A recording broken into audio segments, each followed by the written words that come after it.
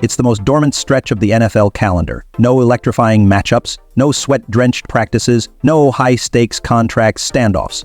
Just when the sports world seemed destined to slip into slumber, a jolt of adrenaline comes from the most unexpected place, a desolate highway. It's swift, it's deafening, and it doesn't dominate headlines because of what occurred, but who was gripping the wheel. Now, mere weeks away from training camp, a fleeting decision has ignited a firestorm of speculation across Cleveland. But before we dive in, hit that like button, subscribe to the channel to stay in the loop, and drop a comment below. How long have you been riding with the Browns? I genuinely want to know. Visualize this. It's the dead of night. The asphalt is deserted. The summer air hangs heavy and still.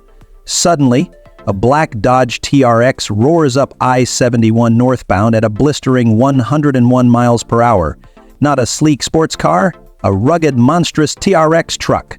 The time, 12:24 a.m. EM. The road, wide open. And at the helm, Browns rookie quarterback Shedeur Sanders. Yes, he got pulled over.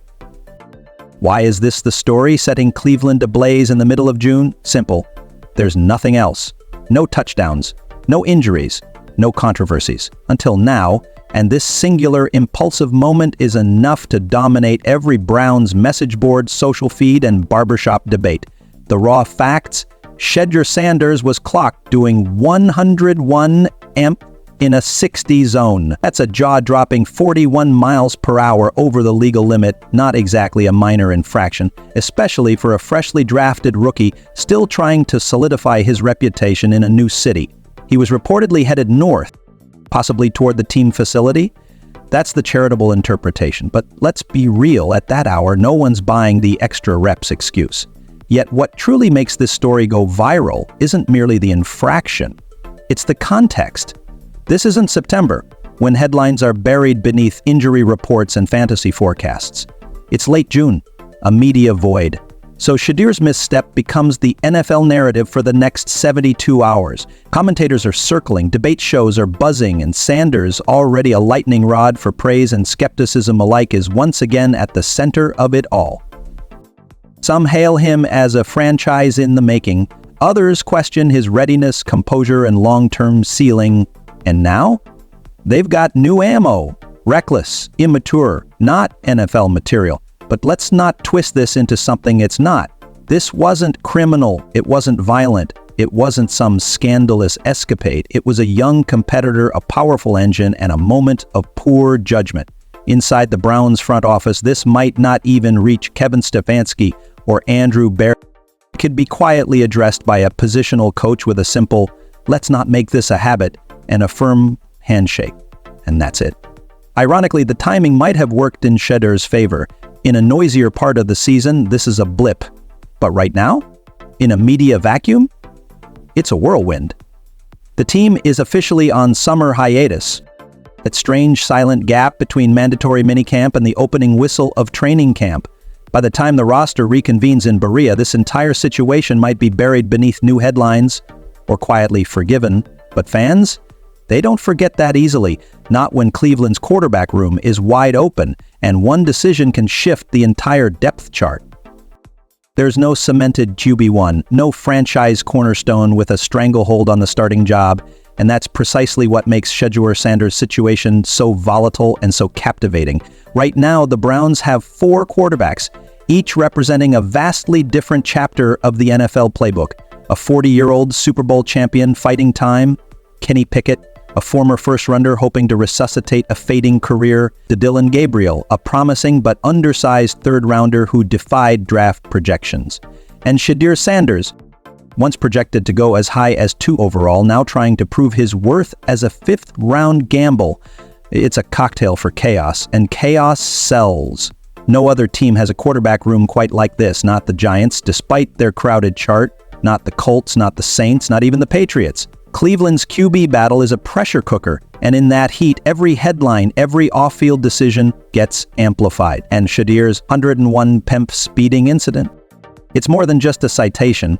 It's a litmus test, a character moment, a spark that fuels endless debate. In a city starving for hope, for stability, and for a true field general, this becomes more than just a bad decision. It becomes symbolic. What does it say about his awareness, his judgment, his leadership readiness? That's the million-dollar question now echoing across Ohio. But here's the truth. This isn't about the 12:24 a.m. timestamp. It's about what happens after the flash of blue lights.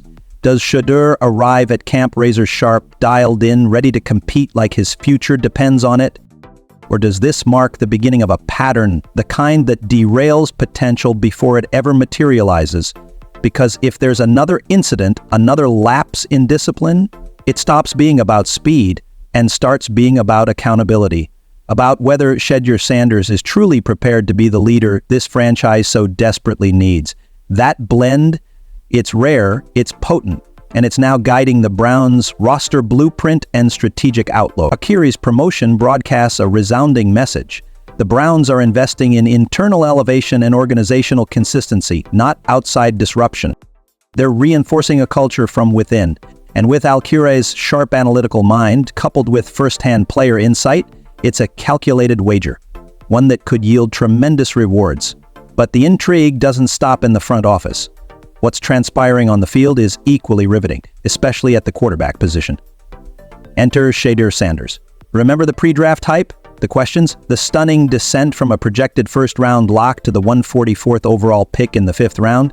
That noise didn't rattle him. If anything, it ignited him. Since day one of OTAs, Sanders has been rewriting the narrative, silencing skeptics with poise and performance. By June 4th, he wasn't merely holding his own against seasoned veterans like Joe Flacco and Kenny Pickett, he was exceeding expectations. Sanders completed 9 of 14 passes, tossed 3 touchdowns, and logged only 1 interception. Those aren't rookie stats. They're declaration stats. Numbers that have the coaching staff reevaluating the quarterback depth chart altogether. According to Mary Kay Cabot of Cleveland.com, the Browns are seriously contemplating keeping 4 quarterbacks on the roster, and yes, Sanders is one of them. This isn't just about cap space or developmental curiosity, it's about belief. Belief that Sanders could be more than a long-term project, that he could just maybe vault past both Pickett and Flacco before summer's end. This internal QB battle isn't just entertaining, it's authentic. And it's escalating. Fans are starting to envision a new era, Sanders as QB1, orchestrating a revitalized offense with charisma and control. And helping that vision take shape is veteran tight end David Njoku, a man who's caught touchdowns from 8 different Browns quarterbacks and might be preparing for his 9th. During a mic'd-up session at minicamp, Njoku was seen vibing with Sanders, building visible chemistry in real time. "I'm with you," Njoku said, encouraging the rookie during drills. The moment may have felt casual, but it spoke volumes: trust, connection, belief. Later, Njoku even shared his iconic touchdown celebration with Sanders, a subtle but meaningful signal that the rookie is already being welcomed into the inner circle. And the coaching staff, they're paying attention. Quarterbacks coach Bill Musgrave praised Sanders' accuracy and ball placement, even while playfully ribbing Njoku's hands. Unfazed and dripping with swagger, Njoku fired back, "Just throw it to me, I'll take care of the rest." That exchange encapsulates what's brewing in Cleveland, a powerful blend of youth, confidence, and culture. Rooted in trust and galvanized by competition, something is shifting. And this time, it may not just be the Browns we're watching evolve, but the birth of something far bigger. Swagger might just be the secret ingredient to something extraordinary brewing in Cleveland. And it's not just Njoku who's catching the vibe. His energy is radiating across the locker room. From giving props to Kenny Pickett to vocal admiration for Myles Garrett, the chemistry forming right now could become the foundation for the Browns' next era. But as the off-field puzzle pieces shift into place, one player is facing immense pressure on the field: Dawand Jones. Now entering his 3rd NFL campaign, Jones stands at a defining juncture, a season that could set the course for the rest of his professional career.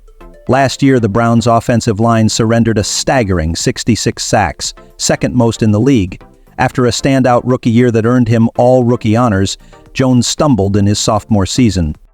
A fractured fibula followed by a knee injury derailed his momentum, and his PFF grade through 3 starts fell to a disappointing 44.1.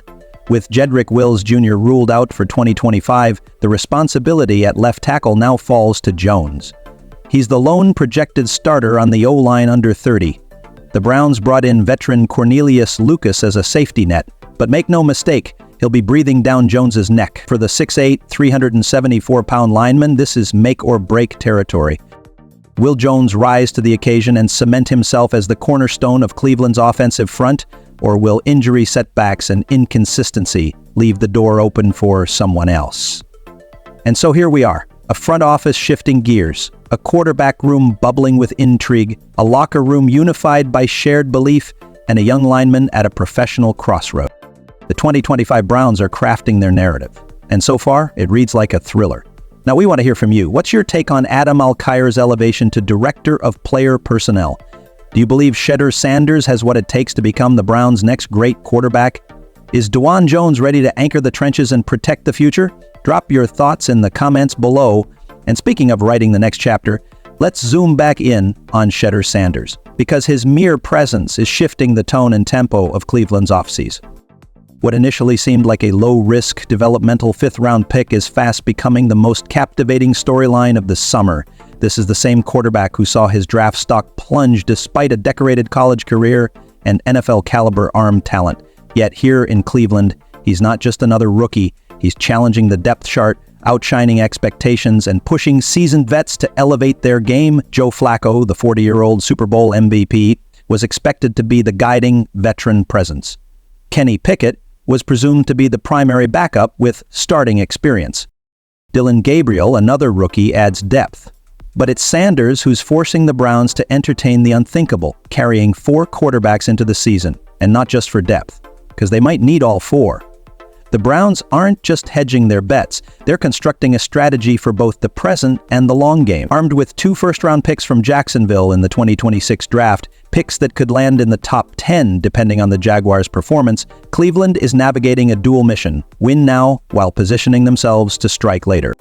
And if Sanders continues to ascend, those future picks become even more valuable, whether as trade leverage or as ammunition to reinforce other key positions. But don't underestimate what Sanders is doing off the field either. His impact in the locker room is undeniable. Veterans like Njoku are embracing him. Coaches like Bill Musgrave are praising his precision. These aren't casual compliments. They are early indicators that Sanders is being viewed not merely as a developmental piece, but as a future leader in the making. And with his tireless work ethic and natural arm talent, it's only a matter of time before belief translates into production. What we're witnessing in Cleveland might be subtle now, almost hidden beneath the preseason noise, but if you take a step back and connect the dots, the picture sharpens. From the front office restructuring with Alkhair to the quarterback competition unfolding behind the scenes to the defining season awaiting Dawand Jones, the signs are clear. This isn't just another Browns season. This is a turning point. So Browns fans, what's your perspective? Can Shedeur Sanders truly ascend from fifth-round gamble to franchise face? Will Dawand Jones rise and protect that future under center? And is Adam Alkhair the strategic mastermind this organization has been waiting for? Sound off in the comments, tap that like button, subscribe to the channel for non-stop Browns coverage. Go Browns. It's almost hard to believe, but genuine excitement is bubbling up in Cleveland, despite coming off a gut-wrenching 3-14 season. Yet here we are. And no, it's not just about Shedeur Sanders, though his name alone has sparked headlines from coast to coast. Today we're going deeper. We're cutting through the surface noise to uncover what's really brewing inside the Browns locker room, and why 2025 could quietly become the year that lays the groundwork for something massive. If you thought the Browns' only firepower was at quarterback, think again. This roster has weapons in the making, at every level. But first, don't forget to smash that like button so you never miss a beat. Legally speaking, this will likely end with a fine, a ticket, maybe a stern warning.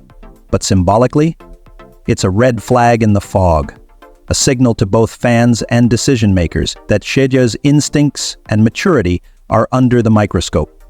And in a quarterback race this tight, where the line between making the 53-man roster and being cut comes down to intangibles, every decision matters. So Browns Nation, how do you feel? Is this just a youthful mistake from a 21-year-old with horsepower and adrenaline?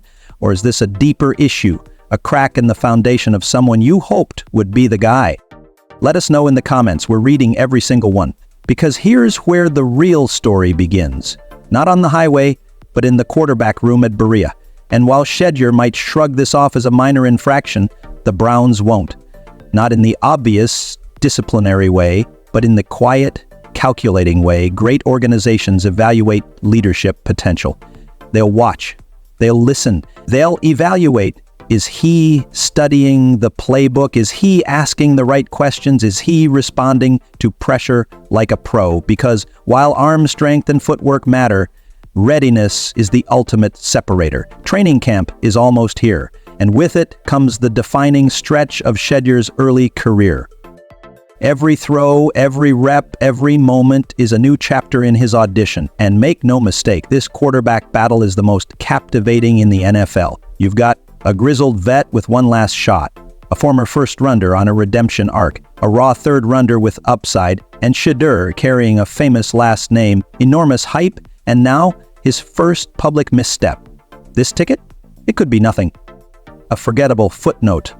Or, if he stumbles in camp, it could be Exhibit A in the case against his readiness. In Cleveland, the expectations are suffocating.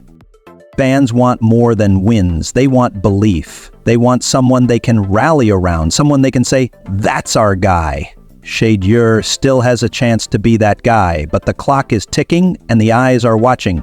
So what do you think? Is this smoke or fire? Who are you pulling for in the QB competition? And does Shedeur's off-field moment shift your perspective? Drop your thoughts in the comments, smash that like button, and make sure you subscribe for more Browns breakdowns as this wild off-season heats up. Go Browns.